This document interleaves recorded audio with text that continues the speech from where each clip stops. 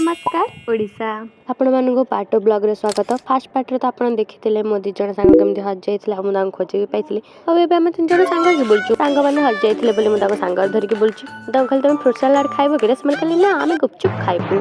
तब हम समस्त मिसी गुपचुप खाइ देलु जेतु मो देहटा टिके खराब अछि सेति पय हम वॉइस टाइम ती सुना जाउ। एमन सब बुलाबुली कर साला परे हम पहुंच गलो आईजी पार्क रे। सेठी मु देखली गोटे गुंडी चुमसा मते कहला महारानी आपण आगे आगे मन करन ताहाले जाई मु ए वृक्ष को अतिक्रम करबी हो बसछ जहा तुमर इच्छा। मो कथा सुनी तुम मानक लागु